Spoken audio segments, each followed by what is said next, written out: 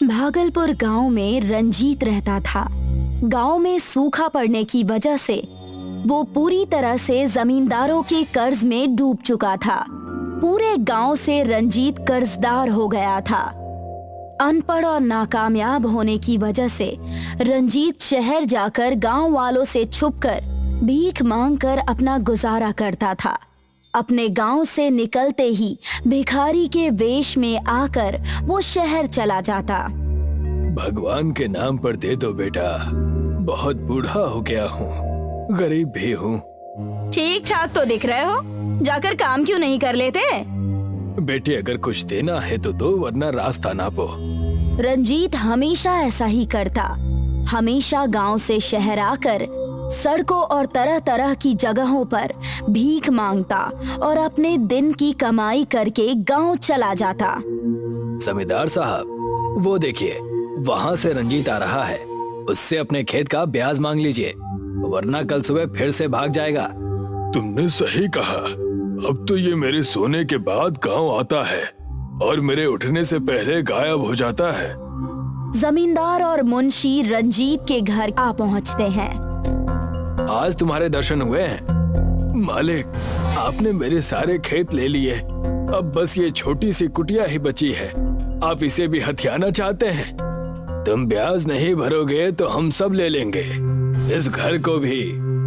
ये लीजिए आपके ब्याज के पैसे, और अगले महीने मैं पूरे पैसे देकर अपना खेत छुड़ा लूंगा। रंजीत के हाथ में पैसे देखकर दोनों भौचक्के रह गए। जमींदार ने पैसे लिए और घर की चौखट से गुस्से से चला गया। इसके पास इतने पैसे आए कहां से? और भाव ताव से तो पता चल रहा है कि ये कोई गांव का बड़ा साहब हो। और बातें तो ऐसी कर रहा था कि ये सारी जमीनें खरीद लेगा हमसे। और ऐसा ही सिलसिला चलता रहा। रंजीत हमेशा गांव से सुबह शहर के लिए वेश बदल कर निकल जाता और शहर जाकर फिर से भिखारी बनकर भीख मांगकर पैसे जमा करता। एक दिन जमींदार अपनी पत्नी मंगला को शहर में समंदर दिखाने के लिए लेकर गया हुआ था। वहां जाकर जमींदार ने देखा कि रंजीत भीख मांग रहा था। तुम मुझे एक दोगे, भगवान तुम्हें 10,000 देगा। अच्छा, तो ये है तुम्हारा नया खेल। गांव में बड़े ठाट बाट से घूमते हो और यहाँ आकर भीख मांगते हो। कृपा करें मालिक, कृपा करें, ऐसा ना करें। मैं ये बस अपना घर चलाने के लिए करता हूँ। मैंने आपके पूरे पैसे इकट्ठे कर लिए हैं और मैं जल्द से जल्द आपके पास आने ही वाला था। तुम बस गांव चलो और वहाँ चलकर देखना, तुम्हारा रहना दुश्वार हो जाएगा। जमींदार और मुंशी ने मिलकर पूरे गांव वालों को ये बात बता दी। रंजीत जहाँ कहीं भी जाता, लोग उसे भिखारी कहकर शर्मिंदा करते। अरे वो देखो, गांव के सबसे बड़े भिखारी गांव में आ रहे हैं। हाँ हाँ, जल्दी से जेब से चिल्लर निकालो, इन्हें भीख भी तो देनी है हमें। पूरे गांव से रंजीत अपने भिखारी होने के ताने सुन सुनकर थक हार कर परेशान होकर भागलपुर गांव छोड़कर चला जाता है। उस जमींदार ने मेरी जमीन ले ली, मेरा घर ले लिया, मेरा सब कुछ खत्म हो गया। भगवान ने अनाथ भेजा था। आज इस उम्र में भी मैं अकेला ही हूँ। इस जीवन में रोने से अच्छा है कि मैं ये जीवन ही त्याग दूं। रंजीत ऊंचे पहाड़ पर चढ़कर गहरी सोच में पड़ा ही था। वहाँ पर एक तपस्वी साधु तपस्या में लीन थे और उनकी आँख खुल गई। उन्होंने देखा कि रंजीत उस पहाड़ की चोटी पर खड़ा है।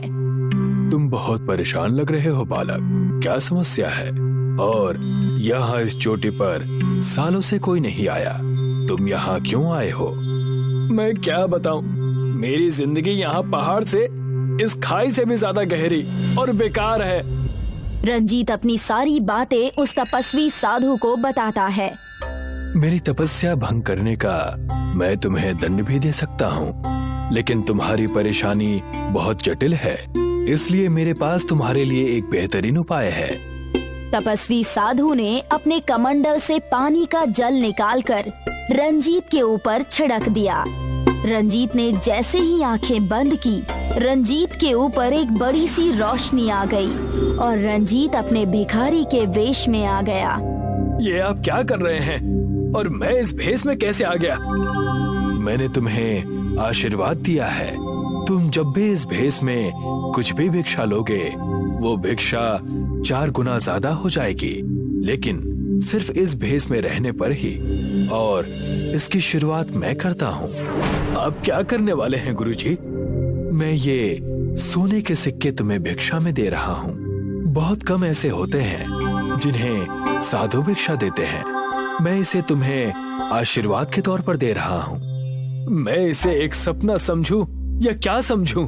ये मेरे साथ भगवान ने कैसा खेल खेला है, मुझे कुछ समझ में नहीं आ रहा। जैसे ही तपस्वी साधु ने एक सोने का सिक्का दिया, रंजीत के भिखारी के वेश में होने के कारण वो सिक्का 4 गुना ज्यादा हो गया।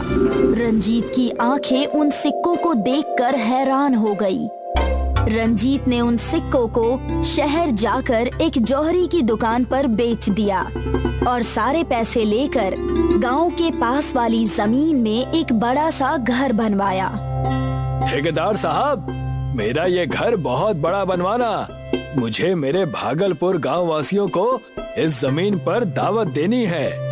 जो आदमी सड़कों पर भीख मांगता था, आज वो इस तरह का कैसे हो गया? समय का खेल है बस। तुम सिर्फ अच्छे से बड़ा सा घर बनवा दो, बाकी काम मुझ पर छोड़ दो। बड़ा सा घर बनाकर रंजीत भागलपुर गांव वालों से अपने बेइज्जती का बदला लेना चाहता था। रंजीत को जो भी शहर में भीख देता, तपस्वी साधु के कृपा से वो 4 गुना ज्यादा हो जाता। देखते ही देखते रंजीत भिखारी से अमीर बन गया। लेकिन रंजीत का सारा व्यवहार भिखारी जैसा ही था। उसने अपने बड़े से घर में एक बड़ी सी दावत रखी और उसने जमींदार, मुंशी और सारे गांव वालों को बुलाया। उसने अपना नाम छुपाकर सारे गांव वालों को न्योता दिया। सुनो सुनो सुनो, भागलपुर गांव के पास जो बड़ा सा महल बना है, वहां के मालिक ने पूरे भागलपुर वासियों को दावत पर बुलाया है। सुनो सुनो सुनो। जमींदार साहब, मैंने अंदर जाकर उस महल को देखा। वो बहुत बड़ा महल है, हमें चलना चाहिए। वहां जाकर हमें भी फायदा हो सकता है। अच्छा, तब तो हमें जरूर चलना चाहिए। सारे गांव वाले दावत के नाम पर बहुत खुश हो जाते हैं और दावत पर चले जाते हैं। उस दावत में रंजीत अपने भिखारी के वेश में ही होता है। उसे वहां देखकर जमींदार और मुंशी कहते हैं, तुम यहाँ भी आ गए? घर बसा नहीं कि भिखारी पहले ही आना शुरू? आने दो मालिक, आने दो। अच्छी भीख मिल जाएगी ना यहाँ पर। जमींदार और मुंशी की बात सुनकर वहाँ पर ठेकेदार आ जाता है और वो कहने लगता है, जिसे आप भिखारी समझ रहे हैं, ये बड़ा सा महल उनका ही है। ये क्या बकवास है? ठेकेदार, तुम होश में तो हो? मैं सच कह रहा हूँ, ये महल मैंने ही बनाया है और ये रंजीत जी का ही महल है। लेकिन ऐसे कैसे? ये तो शहर में भीख मांगा करता था और आज इतने बड़े महल का मालिक रंजीत कैसे हो गया? तब वहाँ रंजीत कहता है, मैं तो बस अपने हालातों की वजह से भीख मांगा करता था, लेकिन आप सब अपने कर्मों से मांग रहे हैं। सब कुछ होते हुए भी तुम्हारे पास कुछ नहीं है। मेरे पास कुछ ना होकर भी अब सब कुछ है। रंजीत की बात सुनकर दोनों बहुत उदास हुए और सारे गांव वाले शर्मिंदा हो गए और रंजीत से माफी मांगने लगे। लेकिन उसके बाद भी रंजीत शहर जाकर भीख मांगकर अपनी जिंदगी जीता था।